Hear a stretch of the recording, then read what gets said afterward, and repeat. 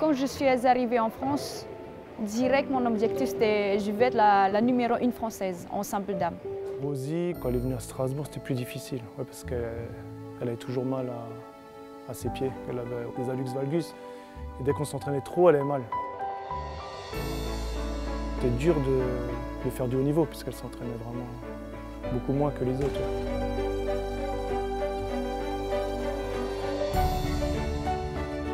Moi, je veux être à fond dans le bad. Je veux continuer ma carrière dedans.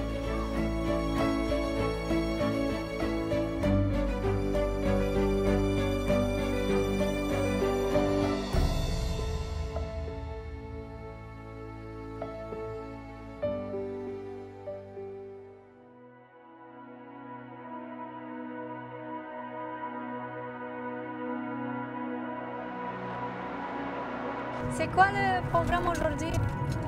Aujourd'hui, on est 9. Il y a toute l'équipe qui va au championnat d'Europe samedi universitaire. Là. Donc on va se préparer tous ensemble. T'as vu le tirage au sort? Je n'ai pas encore vu. Tu joues Directement contre... test de série 2, Stéphanie Stoeva. C'est vrai? Bah, c'est bien. Ça commence bien, là.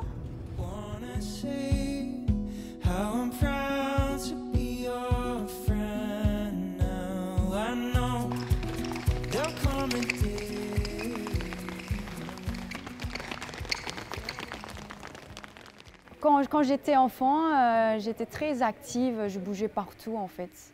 Et là, mes parents me voient, ok, Rosie, tu vas faire du sport.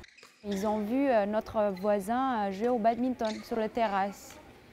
Et là, il m'a proposé, vas-y, va jouer au badminton, essayez. Et c'est là à tout commencé. Et en fait, c'est bizarre, des fois, quand tu fais des dégagements, c'est out. Donc, tu sais pas contrôler le volant, en fait. T'as dit que c'était lent. Ouais. Bah, des fois, que tu tapes et ça va pas aller vite. C'était pas à chaque fois la même vitesse. Non. Quand j'étais petit, je voyais ma grande sœur jouer au bat, en fait, en dehors de terrain.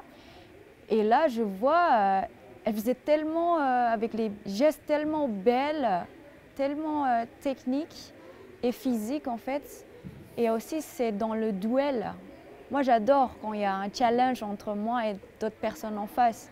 Et c'est là où je dis, ah, je veux faire ce sport. Mon papa, il a vu mon potentiel. Et du coup, il m'a envoyé dans l'académie, enfin dans une académie à Surabaya. Et je suis arrivée dans l'académie quand j'avais presque 11 ans. Pendant un mois, en fait, j'ai du mal à m'adapter parce qu'ils sont loin, mes parents. Mais j'avais de la chance parce que ma grande sœur était là. Donc, elle m'accompagnait un petit peu, en fait. Elle m'a appris beaucoup de choses quand j'étais là-bas.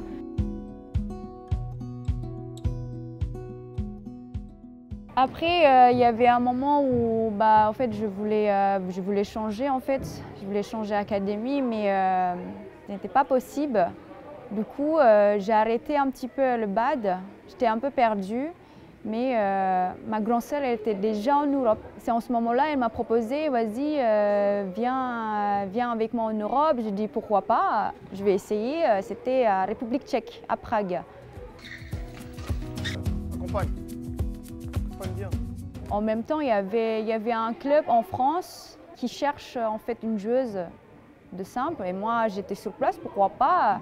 Et puis ma grande sœur m'a proposé, vas-y, fais-le, ok, pourquoi pas. Du coup, j'ai fait aller-retour à République tchèque, la France, de 2012, quand j'avais presque 17 ans. Rosie évoluait en 3e division, en National 2 à Mulhouse.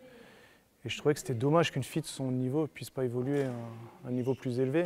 Et donc en échangeant avec elle, on a décidé qu'elle vienne à la SPTT et qu'elle passe son diplôme d'entraîneur. J'ai dit ouais, pourquoi pas. Mais je ne sais pas comment faire.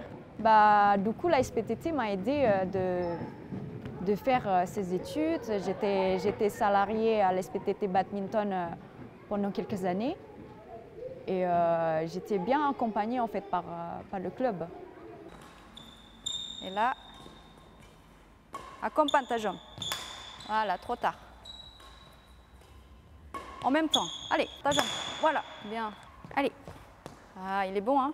Vu qu'elle fait du haut niveau, elle a vécu des expériences, du coup elle a des conseils à me donner et elle sait ce qu'il faut faire dans les moments difficiles ou quand ça bloque. Accompagne, tu fais, ok, et tu essaies d'appuyer ta jambe gauche en fait, tac, ok, t'as compris? J'essaye de mettre en application ce qu'elle dit et je me rends compte que la plupart du temps ça marche. Et du coup ça me permet de gagner des points et peut-être des matchs des fois. Allez. C'est très important pour moi de partager ma passion, de partager cette vie discipline et aussi gérer le stress, avoir un objectif. En fait, c'est très important pour moi. À l'époque, quand je suis arrivée ici à Strasbourg, j'avais problème au pied. J'avais hallus valgus. Et du coup, j'ai demandé à Julien, je veux m'entraîner, mais j'ai souvent mal au pied. Allez, contrôle, contrôle. Hop, hop. Allez, pousse, pousse, pousse, pousse, pousse. Dès qu'on mettait 2 entraînements par jour, elle ne pouvait pas. Son corps ne suivait pas, donc elle s'entraînait 2 fois moins ou 3 fois moins que les meilleures Françaises. Donc c'est là qu'on a mis l'accent d'abord sur la côté avec les études, son travail. Et après, en 2020, c'est là qu'elle a décidé vraiment de se faire opérer. C'était une lourde opération, hein. Ça a duré quasi 1 an.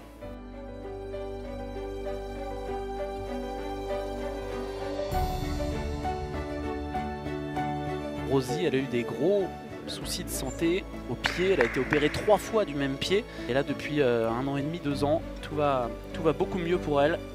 Et elle est quasiment dans la course pour les JO. Il reste encore un petit peu de temps. C'est son rêve. Ça paraissait difficile, impossible il n'y a pas longtemps. Et là, vu la forme qu'elle a, on se dit que peut-être. On y a cru et il a manqué quelques places pour aller à Paris et quelques mois, je pense.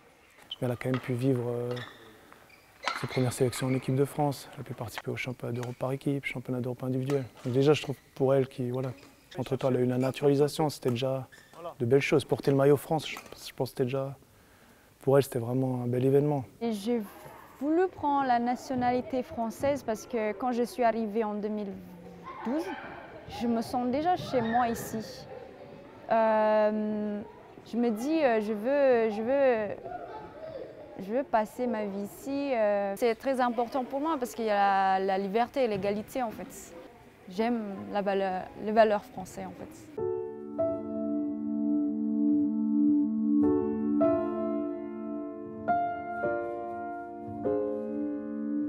Après les Jeux, je l'ai envoyée chez un ami, une connaissance en Malaisie, pour repartir sur une nouvelle Olympiade.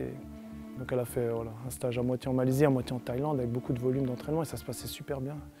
Et la dernière semaine, elle se blesse à la hanche. En plus, au début, elle dit trop rien, donc ici, elle continue, mais pareil, dès qu'on s'entraîne un peu, elle a mal et donc on n'a pas fait tout de suite les examens. J'arrivais pas de me déplacer, je dis mais qu'est-ce qui se passe? Enfin, les gens autour de moi, et mais qu'est-ce qui se passe Rosie? Pourquoi tu joues pas? Je sais pas, j'arrive pas. Il y avait une fissure à la hanche. Voilà, c'est 4 ans avant les Jeux, il vaut mieux de faire l'opération tout de suite. Quand on est arrivé au bout de notre objectif, et puis d'un coup, le monde se coule, c'était pas facile, j'étais quand même... Pardon, c'est le corps, il est... Ma tête ça va, mais c'est le corps. 50e mondial en octobre, 6 mois après, elle repart à la 250e place, donc c'est en bas de l'échelle nouveau. De se remettre d'une blessure comme ça, d'une grosse opération, et puis elle n'a pas pu marcher pendant 1 mois, elle était avec des béquilles, et de pouvoir jouer comme auparavant, donc c'est quelque chose d'extraordinaire. Pour moi, c'est une grande, grande force de persévérance.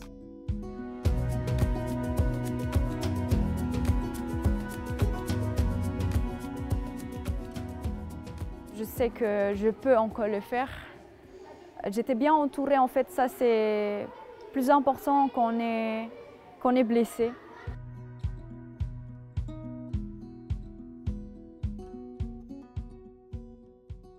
De temps en temps, je vois mes amis indonésiens et on aime bien se retrouver ensemble parce que c'est très important pour moi. on est loin de notre famille, donc c'est pas facile. Et des fois, quand je suis pas bien, en fait, je l'appelle, je raconte des choses. Elle voit mon match de top 12, par exemple. Voilà, c'est notre championne. Je suis très très fière d'elle. Ah, moi aussi. Quand elle est haut et les bas ensemble, quoi, c'est comme ma grande sœur, mais pas le même sang. Oh. Qu'est-ce qui me fait avancer, c'est que au fond de moi, je sais que je peux encore le faire en fait. J'ai pas envie de regretter, c'est tout. J'ai pas envie. Je dis, au moins j'ai essayé en fait. C'est juste ça. I'm getting older, but I wanna say